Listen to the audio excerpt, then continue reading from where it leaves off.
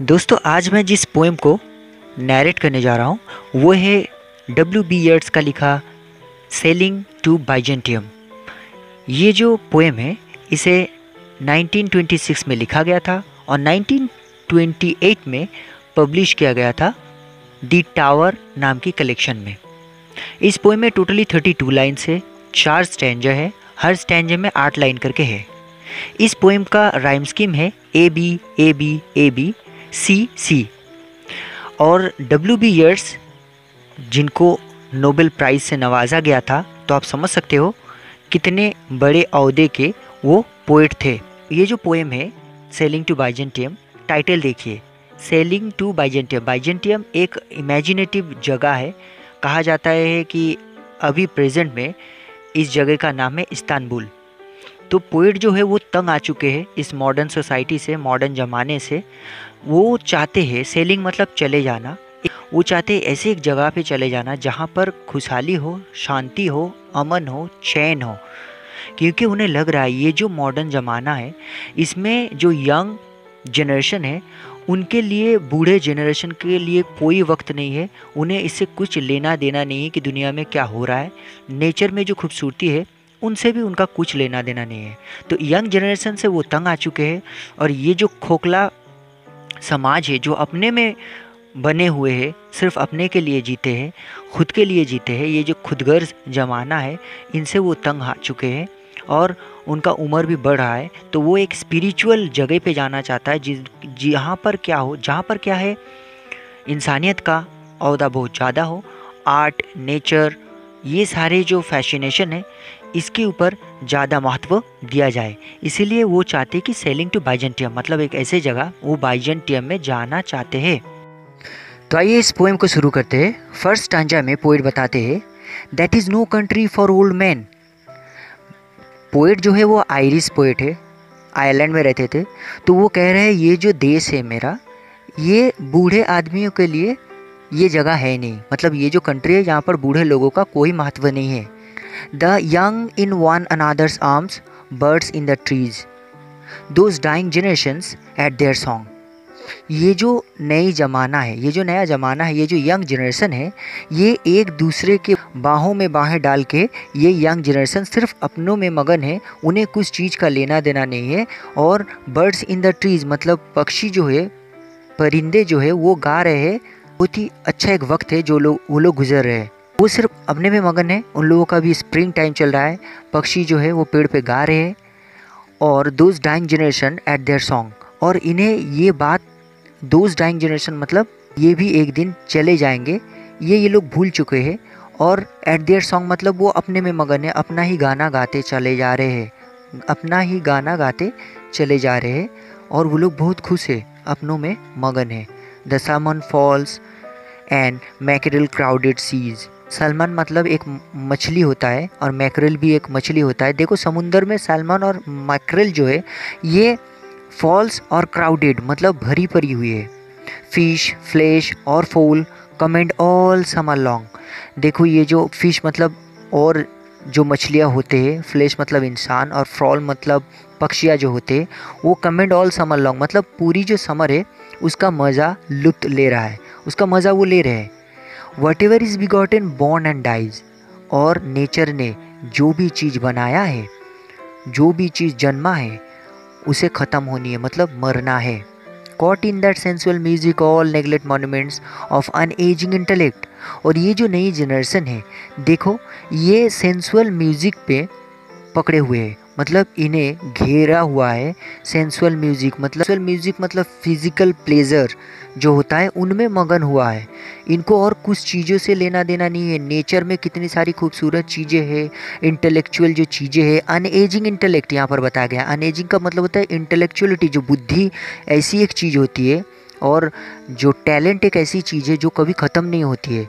लेकिन सुखी होने के लिए जो चीज़ें दुनिया में ज़रूरत है उनके पीछे ये यंग जनरेशन जो है वो भाग रहे हैं। उन्हें नेचर से कुछ लेना देना नहीं है, वो तो सिर्फ सेंसुअल म्यूज़िक में मगन है। और इसीलिए वो लोग क्या करते हैं, नेगलेक्ट कर रहे हैं उन सारे एंटिक चीज़ों को, वो जो अनएजिंग है। बाद वाला स्टैंजा में पोएट बताते हैं, an aged man is but a paltry thing. और बूढ़े इंसान इन लोगों के लिए कुछ नहीं है। पोल्ट्री मतलब तुच्छ है, मतलब कुछ इन लोगों का अहमियत नहीं है। A tattered coat upon a stick, एक बूढ़ा इंसान इन लोगों के लिए एक फटी हुई कोट की तरह है जो स्टिक में टंगा हुआ है। Unless soul clap its hand and sing and louder sing, और इसीलिए सोल का मतलब आत्मा। आत्मा को क्या करनी चाहिए? आप बूढ़े हो रहे हो या फिर कोई भी हो, आप इंसान हो और आपके अंदर एक आत्मा है जिसे आपको जगाना चाहिए। सोल क्लैप इट्स हैंड मतलब जो अंदर की आत्माएं है, आपको क्या करना है? क्लैप मतलब अपने आप को जगाना है, उसके बाद गाना है, एंड लाउडर सिंग और ज़ोर से गाना है, मतलब आत्मा को जगाओ। आप ये सोच के दुखी मत हो कि मैं क्या हूँ उन लोगों के लिए अहमियत। मैं अपने में अपना एक आत्मा है मेरे अंदर और मुझे उस आत्मा को जगाना है, मुझे अपने लिए गाना गाना है। For every tatter in its mortal dress, nor is there singing school but studying monuments of its own magnificence. हम लोग हो सकते हैं टैटर मतलब तुच्छ, फटी हुई उन लोगों के लिए, लेकिन इन इट्स मॉर्टल ड्रेस, हम लोगों के अंदर मॉर्टल ड्रेस का मतलब उस आत्मा को बताया गया है। इसे nor is there singing school but starting monuments of its own magnificence, तो ऐसा कोई सिंगिंग स्कूल नहीं है। मतलब यहाँ पर इस दुनिया में न्यू जनरेशन के लिए, मॉडर्न एज में हमारे लिए कोई स्कूल नहीं बना है। हमारे लिए मतलब हमारी गाना गाने के लिए किसी के पास वक्त नहीं है। और जो मोनूमेंट्स मतलब एंटिक पीस है, जो टैलेंट है, जो नेचर है, उसको स्टडी करने के लिए इन लोगों के पास वक्त नहीं है। लेकिन हमें अपने आत्माओं को जगाना है, इट्स ओन मैग्निफिकेंस, इसका जो महत्व है, जो इम्पोर्टेंस है, जो मैग्निफिकेंसी है, उसको पढ़ने के लिए। And therefore I have sailed the seas and come to the holy city of Byzantium, और इसीलिए मैं इस शहर को छोड़ना चाहता हूँ। और मैं कहाँ पर चले जाना चाहता हूँ? समुंदर को पार करते हुए होली बाइजेंटियम सिटी में जाना चाहता हूँ। जब मैं अब तीसरी स्टैंजा में पोएट बता रहे, O sages standing in God's holy fire. Sages का मतलब होता है मुनि ऋषि। तो वो कहना चाहते हैं, ओ मुनि ऋषि, जो लोग खड़े हुए हो गॉड्स होली फायर। यहाँ पर होली फायर में एक एंशियंट चीज़ को दिखाया गया है, बाइबल से लिया गया है, कि जिस तरह से होली फायर, गॉड का जो होली फायर है, उसमें जो मुनि ऋषि खड़े हैं, मतलब वो सारे मुनि ऋषि जिन्होंने अपने आप को डेडिकेट कर दिया था गॉड के लिए, जो गॉड के चरण में जा चुके हैं, गॉड के शरण में जा चुके हैं, उनको पोएट कॉल कर रहे हैं। As in the gold mosaic of a wall come from the holy fire burn in a gyre. आप लोग उस मोजाइक ऑफ वॉल से, वो जो गोल्ड सोने की जो वॉल है, वहाँ से बाहर आ जाओ, होली फायर से निकल के। वो होली फायर को बर्न इन अ जायर मतलब स्प्रिंग जो है वो जैसे घूमता हुआ ऊपर उठता है ना, उससे मतलब एक गोल स्प्रिंग सा क्रिएट हुआ है, तो उसको तोड़ के आने के लिए यहाँ पर पोएट जो है कह रहे हैं, and be the singing masters of my soul, और मेरे लिए आप सिंगिंग मास्टर्स बनो, मेरे आत्मा के लिए। यहाँ पर एक स्पिरिचुअल कंसेप्ट को दिखाया गया है कि इस दुनिया में जो कुछ भी हम लोग मांग रहे हैं, जो कुछ भी हम लोग के अंदर डिज़ायर है, वो भी खोखला है, क्योंकि मरने के बाद वो सारी चीज़ें गायब हो जाती है। कुछ भी आप लेके साथ में जा नहीं सकते हो, जाती है एक पवित्र आत्मा, तो उसे पवित्र करना चाहिए।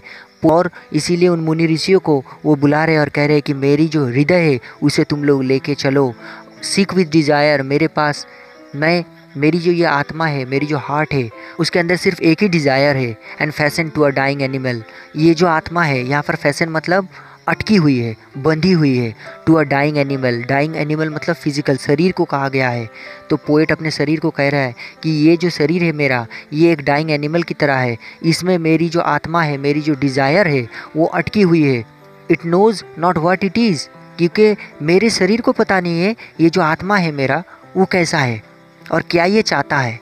And gather me into the artifice of eternity, यहाँ पर मतलब शुद्धि करना चाहता है। ये जो दुनिया की जो सारी आर्टिफिशियल जो इटर्निटी, यहाँ पर आर्टिफाइस मतलब दुनिया में जो हम लोग चाहते हैं, वो सारी की सारी चीज़ें आर्टिफिशियल है। वो सिर्फ अब हम लोगों का ग्रीडीनेस है, उसमें सुख नहीं है। आत्मा को शुद्धि, स्पिरिचुअली शुद्धि करने से क्या होता है? सुख मिलता है, शांति मिलता है। लास्ट आज्ञा में पोएट बताते हैं, once out of nature I shall never take my bodily form from any nature thing.